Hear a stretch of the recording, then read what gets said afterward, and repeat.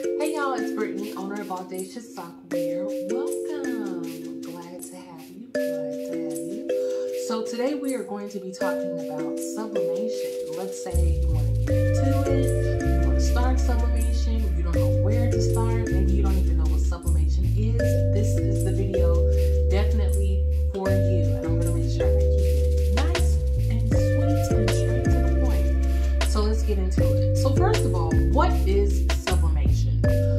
There are a ton of scientific definitions on Google. I'll put them over here. But basically what you're doing is you're taking heat and ink and a substrate, aka your garment, and you are marrying all of that together to create whatever item it is that you are creating. So for me, you guys know that I am strictly a sock girl. So here are a couple of my socks that I have on the wall over here. I also throw in some pictures of some socks that I've done over here to the side. But that is pretty much it. Again, there are a lot of scientific definitions, but that's basically what you're doing. You're taking a special ink that has an image printed on special paper, and you're using heat to put that image that's on that special paper onto whatever garment you are sublimating. So, what do you need to get started? Well, all you really need is $1 million equipment, $1 million workspace, and a cat. No, I'm just kidding. No, you don't need that. What you need is your sublimation printer.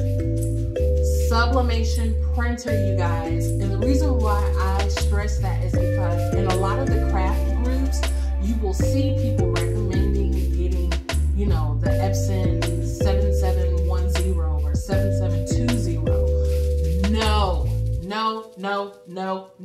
No. Do not buy a regular printer and try to convert it into a sublimation printer.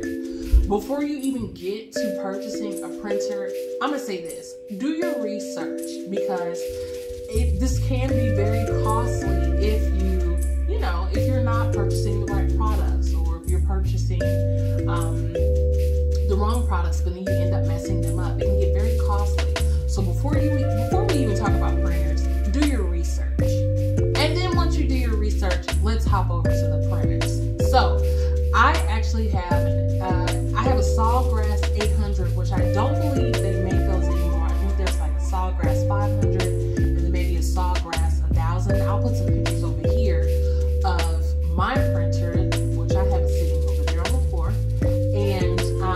And then I'll try to pull some pictures from the website so that we can take a look. I haven't seen the newer versions, but for me personally, I use a Sawgrass 800.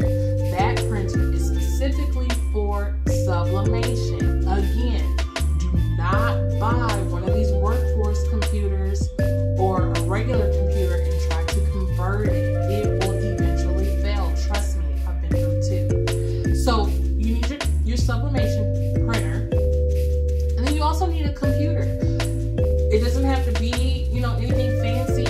Like I said in a previous video, I just have an HP that is super old from years ago. So you can get something like that. Or I've even seen some people use their laptop. But either way, you just need to make sure that you have a computer so you can do your designing. The next thing that you are going to need is whatever design software you want to use. Me, I'm a Photoshop girl.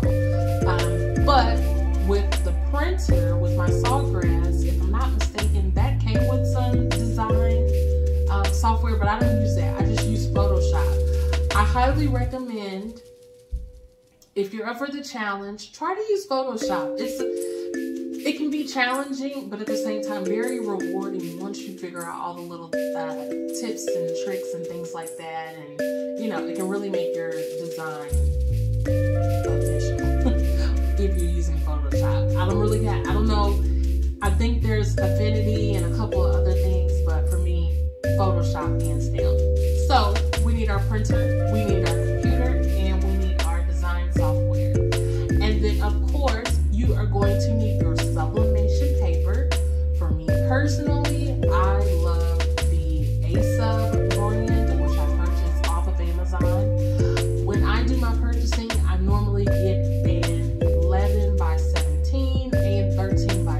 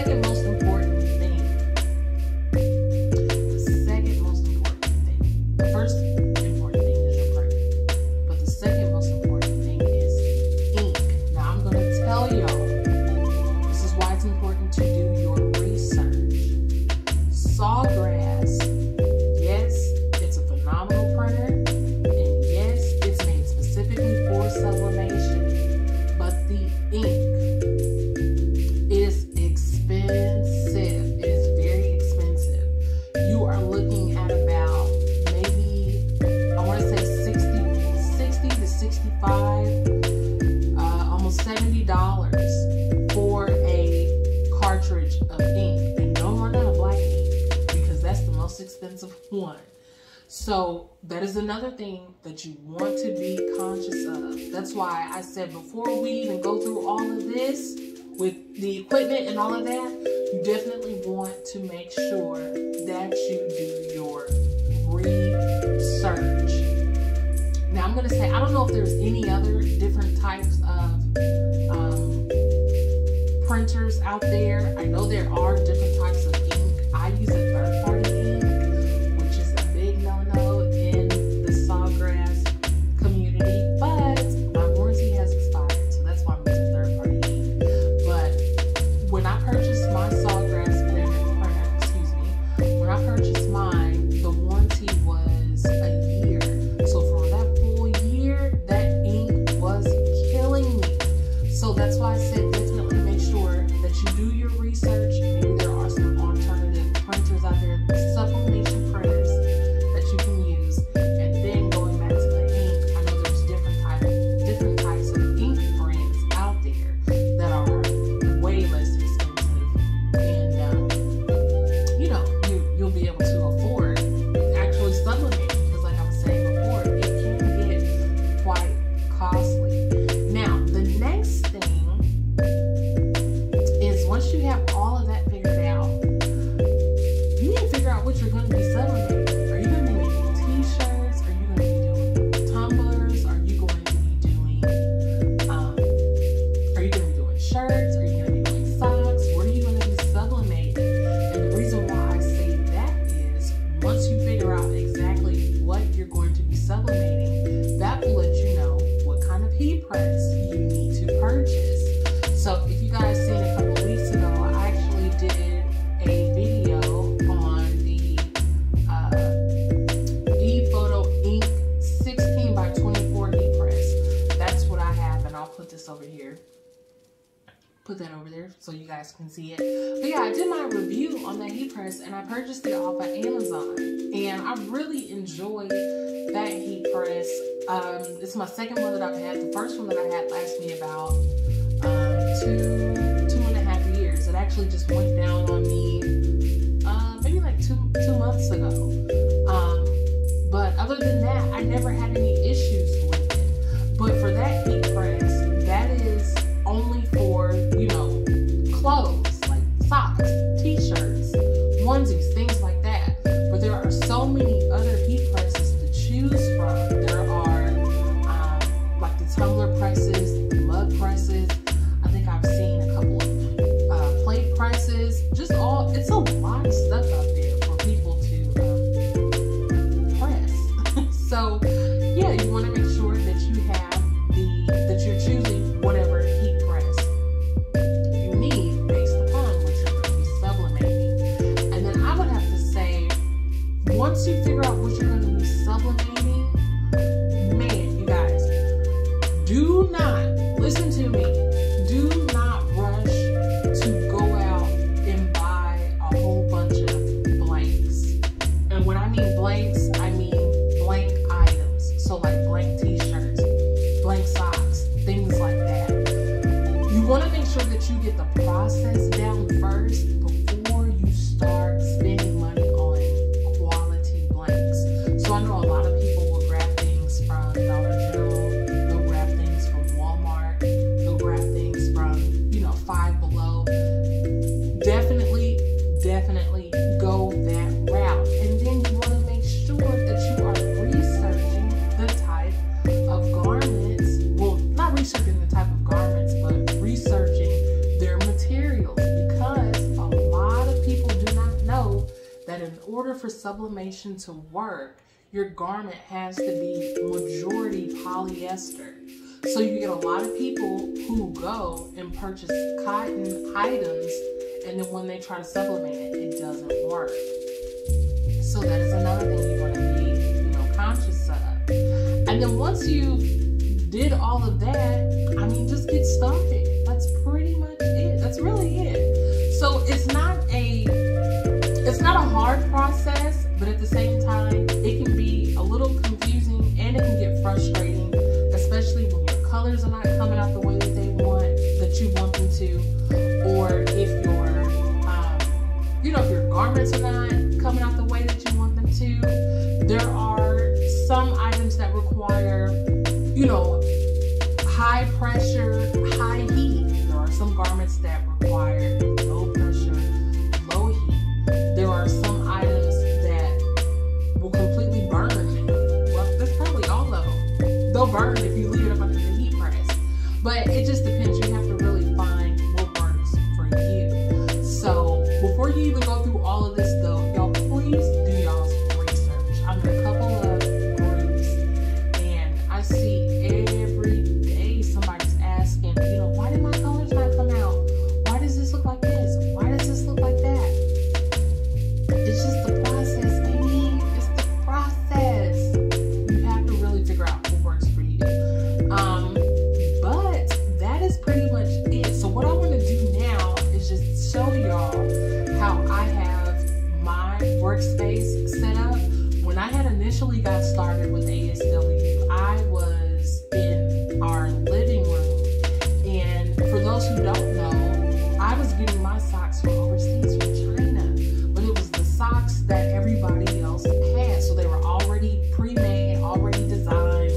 All I really had to do was just put my business name on them, and that was it. Didn't want to go that route because I was seeing other companies. We were having the same socks. We were having the exact same socks, and that is not cool.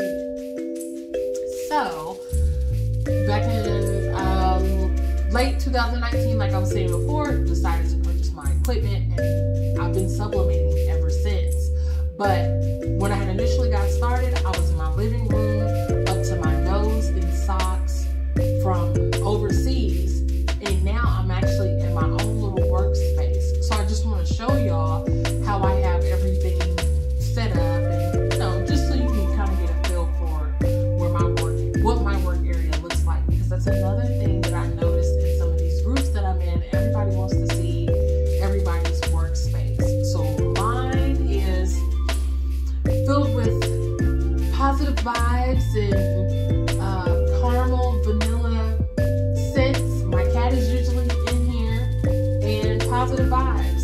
That's what my office is filled with. But I'll show y'all how I have everything set up so you can get a feel of not necessarily how your setup should look, but just what to anticipate as far as like how everything is going to look once you do get it set up.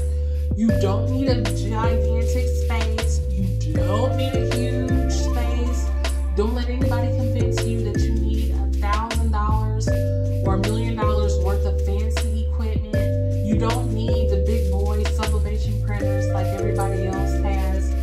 Really just take your time with it. And as you continue to grow and fine tune your skills, then of course you want to go ahead and upgrade your equipment. But that is pretty much it. I hope I kept it short enough for you guys. And like I said, I'll go into in depth a little bit more specifically about the papers, and then I'll even show y'all what ink I use. And I stand 100% by this ink. It's off of Amazon. It's not like some of the other inks that are like taking over the groups and things like that or whatever. Like, I get my ink off of Amazon and I absolutely love it. I also did a video a couple of weeks ago showing y'all basically like a sublimation, or not a sublimation starter pack, but a heat press starter pack. So things that you need for your heat press, and that is it. So I'll show y'all my office. I'll stop talking, show y'all my office, and then if you have any questions, just let me know. And that's it. All right, let me show y'all my office. Alrighty, guys. So here is my office. I'm just gonna briefly run through this, but as you see right here, this is my printer. This is the Sublimation or Sawgrass 800. Oh, what the heck was I trying to say? This is my computer that I use for my designs. That's my small business computer. This is my 9-to-5 computer. Y'all know I work a regular job. We won't talk about that.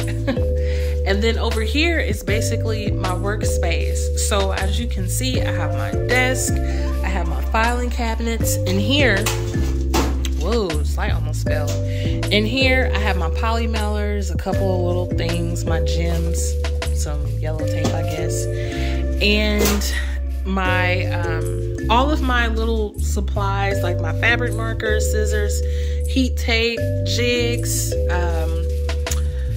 rulers, all of that is over here. And I have my sewing machine and butcher paper up under there. I use that for my heat press. And then that's really it. And then I have my plants and stuff. But that's pretty much my whole workspace. And my fish tank. Yeah, so that is my process. And then outside of here is where I keep my heat press, because if I bring it in here, it will short everything. And then of course I keep my inventory in my inventory closet, which is located up under the steps. So this is my entire workspace, and it's a lot different from when I was when we were in our other house and I was working in the living room. So it's really nice to be able to just close the door and just vibe out and work. So that is pretty much it. If you guys have any questions or if you have any concerns about anything, definitely let me know. The next video I'm going to do, it probably will be on the paper. I just need to do a little bit more research on the papers and like the ink and all of that good stuff. But other than that, that's pretty much it. I hope you guys have an awesome rest of your week, and let me know if you have